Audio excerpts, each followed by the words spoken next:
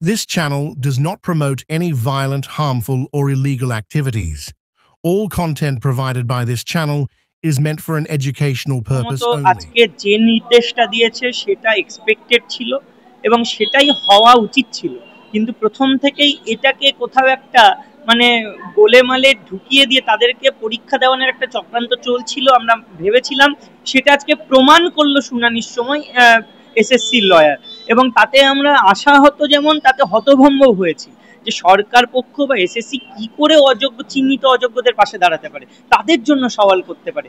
এটা যেমন আমাদের কাছে খারাপ খবর, কারণ রিভিউতে গেছে, সেখানে রিভিউতে আমরা দেখতে পাচ্ছি যে রিভিউয়ের ড্রাফটে যোগ্যদের হয়ে সওয়াল করা, কিন্তু তারা যদি মানসিকতা এটা হয়ে থাকে তাহলে রিভিউতেও তারা হয়তো চেষ্টা করতে পারে যোগ্য অযোগ্য এক করে দেওয়ার, যেটা বিগত দিনেও করে এসেছে, এবং তার জন্য আজকে আমাদের এই দশা।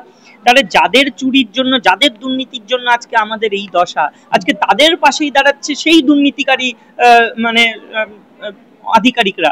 তো এটা সত্যিই ভাবা যায় না।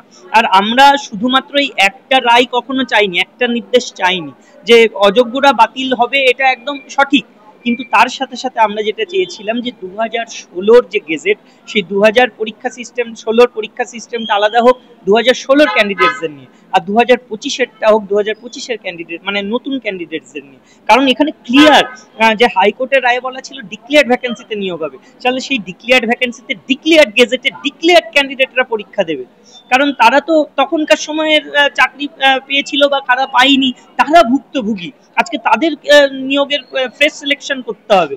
আর 2025-একটা হোক না, কারণ সেটা আলাদাভাবে হোক, কারণ তারাই বা কেন নতুন কন্ডিশনে থেকে পরীক্ষা দেবে এই একটা টানাপোড়েনের মধ্যে।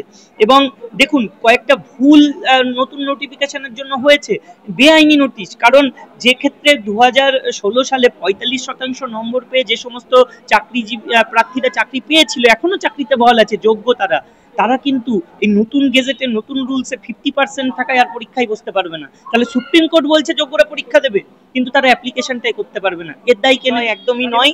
এটা একটা নির্দেশ আমাদের ভালো লেগেছে, কিন্তু বাকি অনেকগুলো আমরা পাইনি, আমাদের সুরাহা হয়নি। আমরা এটাও দেখছি যে অনেক ভ্যাকেন্সি যারা এখন চাকরি করছে তাদের ভ্যাকেন্সিটাই নিউ রোস্টারে নেই। যে 10 নম্বরটা পাওয়াটাই যে একমাত্র আমাদের ভালো দিক সেটা নয়। আমরা 10 নম্বর যে শুধু নেব তার জন্য উঠে পড়ে লেগেছি সেটা নয়, আমরা চাইছি ডিক্লেয়ার্ড ভ্যাকেন্সি 2016 গেজেট আলাদা হোক, নিউ ফ্রেশার্স ক্যান্ডিডেটদের সঙ্গে পরীক্ষা দেওয়া 10 বছর পরে এসে কিভাবে সম্ভব?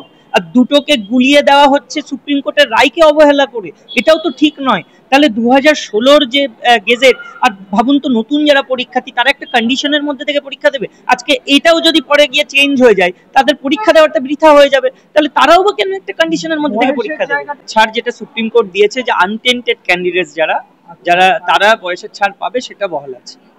দুঃখজনক, এটা আমাদের অবাক করা ব্যাপার, কিন্তু কোথাও অবাক করা ব্যাপার এখন মনে হলেও বিগত দিনেও আমাদের এটা মনে হয়েছে, আজকে সেটা প্রমাণিত যে তাদের হয়ে ব্যাট করছে এটা শুধু ভাবতাম, আজকে চোখে দেখলাম যে তারা ওপেন কোর্টে দাঁড়িয়ে বলছে অযোগ্যরা কেন পরীক্ষা দিতে পারবে না, অযোগ্যদের বসতে দিতে হবে পরীক্ষায়, এমনকি এই জাজমেন্টের বিরোধিতা করে তারা হয়তো পরের কোর্টেও মুভ করবে। তাহলে আজকে একটা সরকার সামাজিক ব্যবস্থার মধ্যে থেকে অযোগ্যদের পাশে দাঁড়াচ্ছে, আর যোগ্য হয়ে আমরা রাস্তায় বসে আছি, শুয়ে আছি, প্রতিনিয়ত বলছি মুখ্যমন্ত্রী সাক্ষাৎ চাই, আমাদের কথা শুনছে না, আমাদের দিকে তাকাচ্ছে না। এখানে ব্যাপারটা একটাই যে আজকে আমরা মাত্র 240 টাকা দিয়ে ফর্ম ফিল আপ করেছি, তাই আমাদের প্রতি কোনো মাথা ব্যথা নেই, তারা 15 লাখ 20 লাখ দিয়ে চাকরিটা পেয়েছিল বলে আজকে তাদের প্রতি বেশি সহানুভূতিশীল, এটা ছাড়া আমাদের মাথায় কিছু আছে? আমাদের লয়ার প্রতীকধর স্যার উনি সওয়াল করেছিলেন প্রথমে উঠেই যে এই ডেটটাকে এক্সটেন্ড করা হোক, হ্যাঁ 1 মাসের জন্য এক্সটেন্ড করা হোক, তারপরে ভাবা যাক কোন রুলসে হবে, কি হবে না হবে, কিন্তু কোনোভাবেই সেটাকে হস্তক্ষেপ করেনি, কারণ বলেছেন যে সুপ্রিম কোর্ট একটা টাইম লাইন বেঁধে দিয়েছে, আমরা সেটাকে কোনোভাবে হস্তক্ষেপ করব না।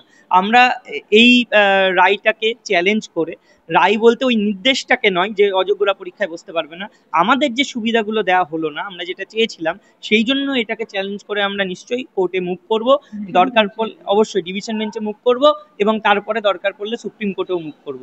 আমরা এখনো অবধি আমরা ফর্ম ফিল আপ করার জন্য উঠে পড়ে লাগিনি, আমরা চাইছি না ফর্ম ফিল আপ করতে, আমরা এসএসসি কে সময় কম থাকলেও আমরা চাইছি না ফর্ম ফিল আপ করতে, আমরা এসএসসি কে বলবো যে এই ডেটটাকে যেন এক্সটেন্ড করে, কারণ দেখুন সব থেকে গুরুত্ব গুরুত্বপূর্ণ পরীক্ষা নিয়ে এত কথা হচ্ছে, আমরা পরীক্ষা নিয়ে কথা বলছি একটাই কারণে, সেটা হচ্ছে যেহেতু একটা নোটিফিকেশন বেরিয়েছে ফর্ম ফিল আপ করতে হচ্ছে, তাই এটাকে চ্যালেঞ্জ করে আমরা কোর্টে মুভ করেছি, তাই পরীক্ষা নিয়ে এত কথা।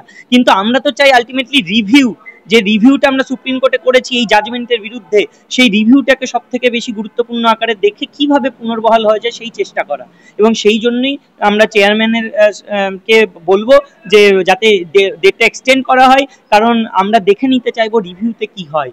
এবং এই আলটিমেটলি পরীক্ষা দেওয়াটা আমাদের কোনো সুরাহা নয়, আমরা চাইবো আমাদের যারা যোগ্য তাদের পুনর্বহাল করা হোক, এবং সেই দায়িত্ব রাজ্য সরকারকে নিতে হবে। শুধুমাত্র অযোগ্যদের জন্য লড়াই করছেন, যোগ্যদেরটা দেখুন, যোগ্যরা কিভাবে পুনর্বহাল হতে পারে সেই দিকটা দেখতেই হবে, নাহলে সামনে কিন্তু অনেক কঠিন দিন ঘনিয়ে আসছে।